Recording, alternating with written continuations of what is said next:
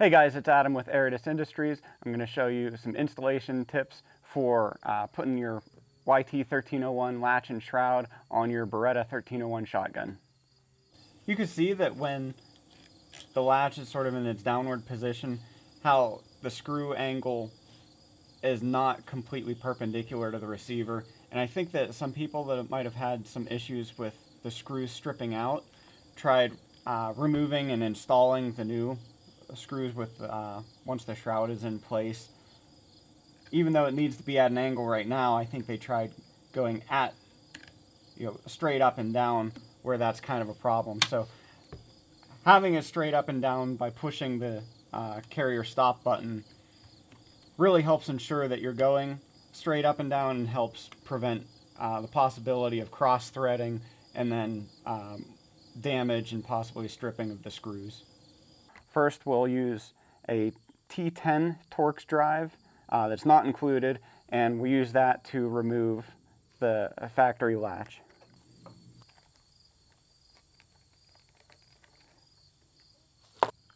Okay, you want to apply the supplied thread locker to the supplied screws, and if you can, for best results, degreasing the screw will really help, and then also avoiding just the first thread or two. If you can avoid getting thread locker on that first thread or two, it'll make installation a little bit smoother and easier.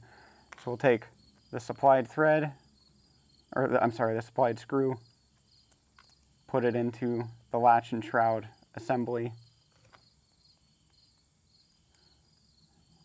put the hex key on there, and if you need to, it makes it a little bit easier if you go counterclockwise just a little bit to make sure that the threads are all lined up. Some people have expressed issues with stripping the threads out, so making sure everything is lined up and then just going clockwise. These are machine screws, so there's no need for any kind of downward pressure or anything. And once that's in place, get the hex key in this way and just put a little bit of pressure on the end, just to the point where the hex key itself flexes, and then that's all the tighter that you need to go, especially with the thread locker. That'll do what it needs to do. One thing to keep in mind is that the shroud should not be tight around the latch. It's supposed to be able to move around it. That allows the latch itself to pivot and do everything that it needs to do, and it'll have free movement. However, the shroud still protects the back of the latch from being pushed to prevent the shell dump issue. Since the shroud blocks the back of the latch and kind of makes the original function of unloading the tube a little bit more difficult from use of the latch itself, you can still unload the tube pretty easily.